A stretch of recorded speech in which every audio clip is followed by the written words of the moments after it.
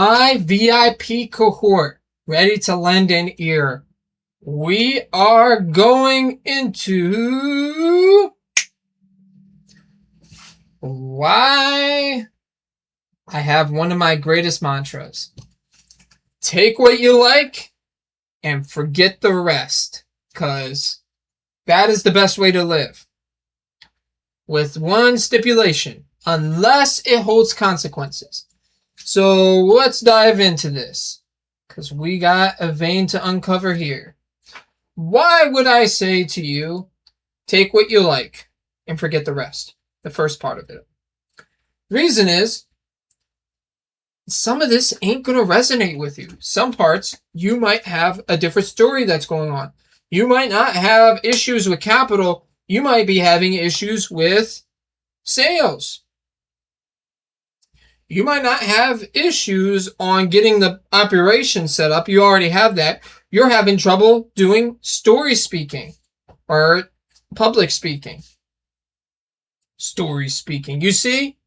That's what I mean. I could have a blunder while speaking. That's not really good. I could say something that's totally stupid and that might not hold merits. Everything that I say could work or go against me. So that's where you have to take what you like. If there's something that resonates powerfully with you, you got to roll with it. And then you got to try to develop it as best you can, so you can make it your own.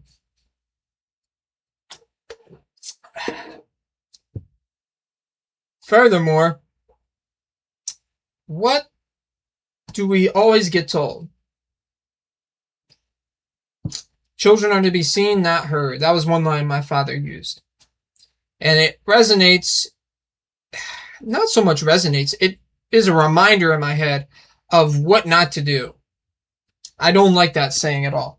Because if somebody exhibits traits of high-level thinking and of action, that type of way just makes you think that you're inferior. Because what gets me proud is hearing, let's say, a 19 or 20-year-old making a mill, doing something, whether it be online, whether it's true or not. Let's go away from that. There's probably some people out there that are making mills and they're young. That's just happening about. And there's stories to back that up on other ends. But you see, might not be true, might be true. And it's too broad for that. You would have to investigate it to see, does this hold merits? That's why take what you like. Maybe there's something that's actually cool. It's just unrefined that needs to be refined.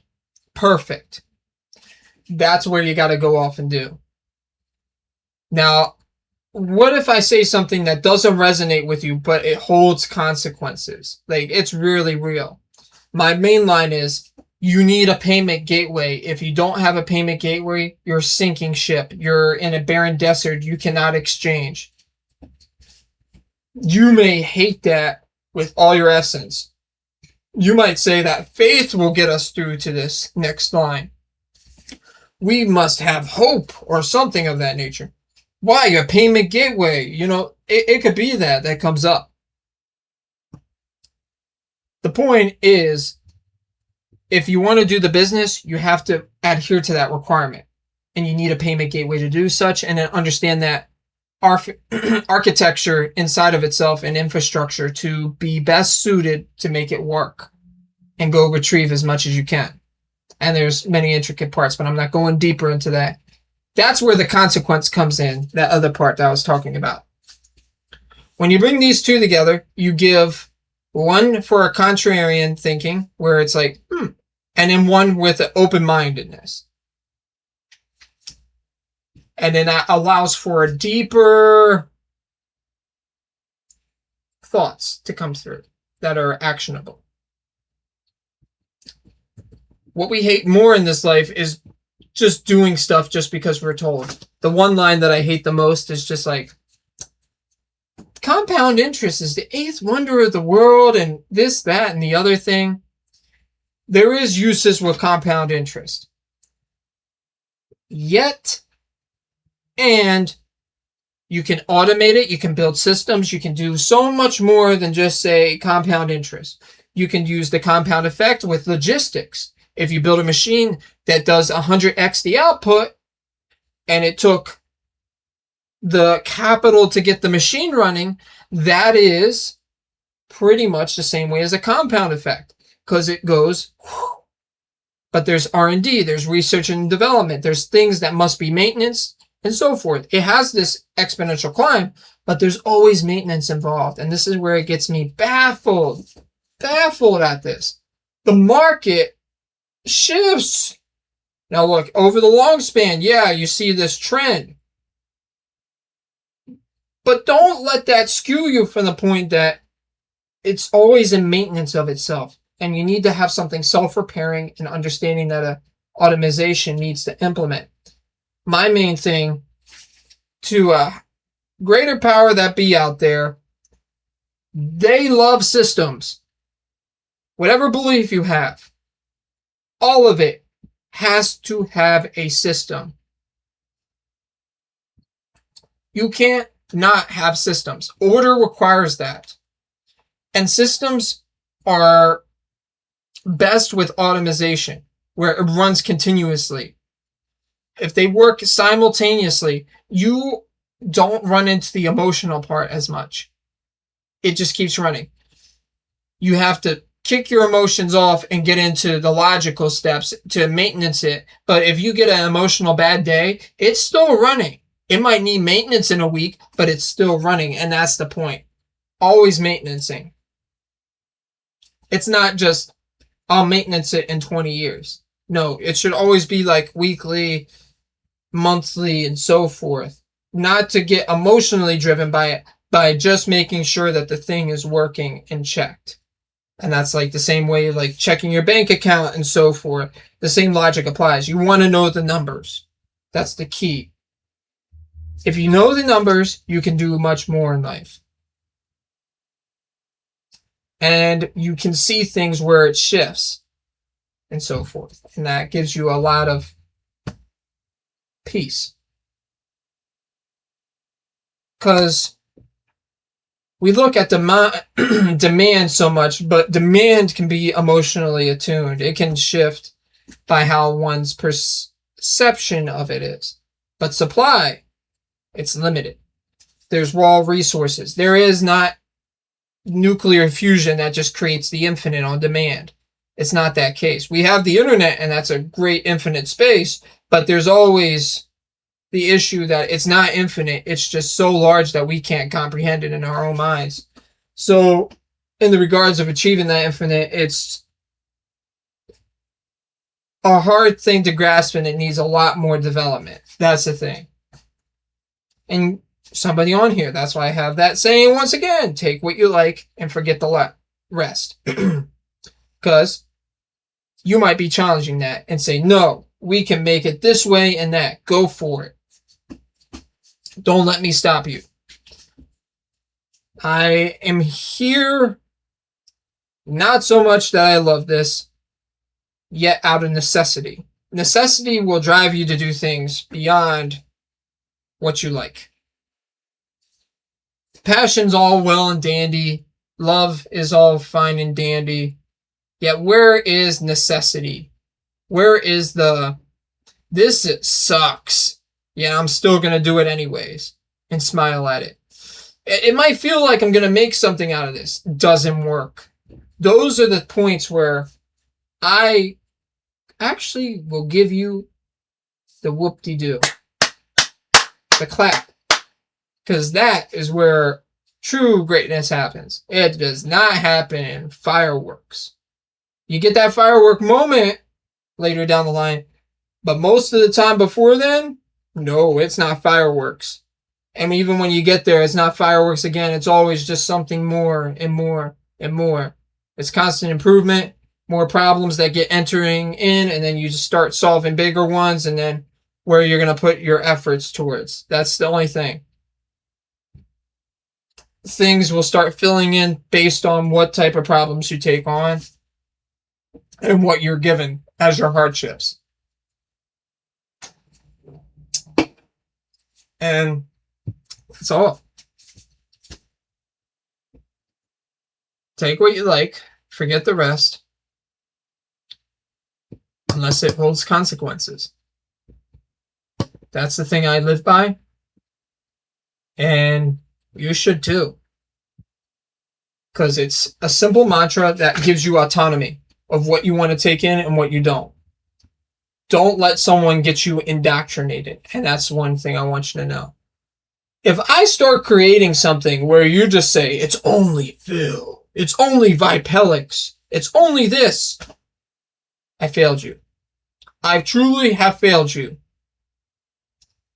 You do not need to indoctrinate to this. I love that you guys will hop on and find these videos and subscribe and so forth, but that is not the job of this. And I want you to have the autonomy to find things that resonate deeply with you and that will give you the steps to go forward. And if you want me a part of that journey, then you make those commitments and you see what value you want to do with that. And that's a whole exchange. Yeah, I'm not going to gatekeep this, nor ask of you your fealty or loyalty and so forth. The trust will be built in what you want to decide and see. And then I could be like, thank you all. Thank you. I couldn't have done this without you.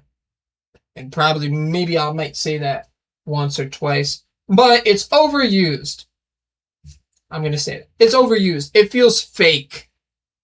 I'm going to say, you hop on, you find necessity, and that's awesome. Take what you like, forget the rest, move on with your life.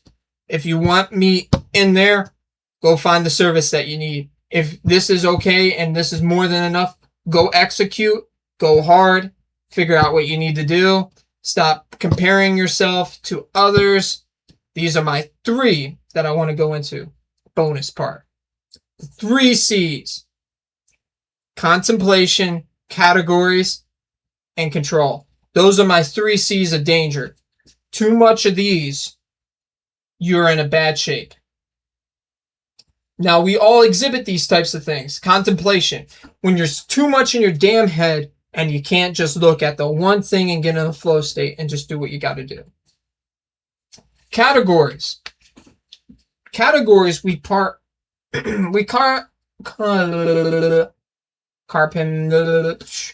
let's just say box, because my brain ain't gonna make the word compartmentalize. You see, screwing up words, Phil. Compartmentalize. Dang. You see, I'm failing miserably right now. Just call it the boxes. And the boxes in the categories or files are so many and vast. If you do too many, you're now just throwing them every which way. There is categories for set things. When you have too many, you get confused, and that's bad. So don't over categorize. Only use the necessary categories. And then control is just pretty much, if someone tells you, I don't want nothing with you, or I don't want to have a relationship, and you're like, I will make them like me, I will seduce them and manipulate them into liking me more, then you got problems, buckaroo, because that is not how it works. That's where control goes way too far. Now, having control over like logistics, metrics, and so forth, yes, you need to have those types of controls. But when you're going over the rails, over something that is not doing legal, ethical, profitable, or impact, I live by those 4 things heavily. And then add some humility in there. Because as much as I know nothing. That's probably the way that you know you're flipping wise. The metric of wisdom. The thing that you know actually nothing. Bam, wisdom. The works and all that come in, and then you start saying, you're like, dang, I don't know anything. Whoops. you start getting to that point. So yeah, that's another great reason why take what you like, forget the rest unless there's consequences.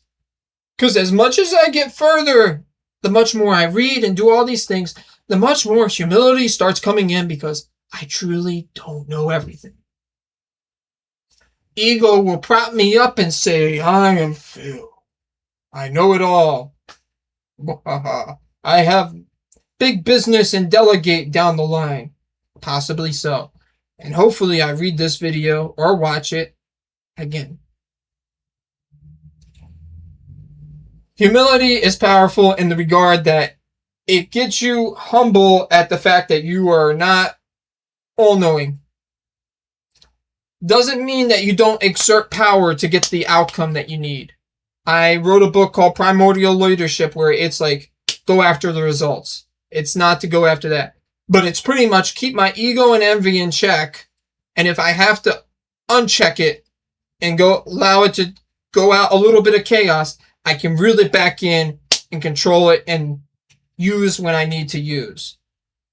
Like a strategist, you don't just allow one thing and then it never can go back and get it retained. You don't just let a berserker go all free reign and then they're just tearing up everything and you can't get them back under control. That's where that point goes. But those are the three dangers. Too much, too little is a bad thing. You need to exert it in proper ways. So that's where I want to leave you with on this. And remember, don't doctrinate to this. Don't make it into like a religion or a type of cult type of thing. You got to be your individual self. If you want to partner in that and you want to do things and go further, great. But don't allow it to just indoctrinate you and you cannot see the wide perspective, because that's very dangerous. You will go down a road that you will not like. If you want to focus on these things because they align with you, perfect, we'll do that. But don't just indoctrinate because you think I can make a mill and then with this I'm just going to make a mill after. Heck no, this is not how it works. If you want that mill, you got to take from many sources and find what works for you. And it has to be uniquely you. If you have others, it can work. But that's like the red ocean. And then there's the blue ocean strategy book. Highly recommend. But yeah, you want to get into the blue ocean where it's more stabilized. You could get the mill in the red ocean, but the competition is just rough. Get into the blue ocean. Work on you. Make something that's you. If you get indoctrinated, you go into the red ocean. That's what happens a lot of the time.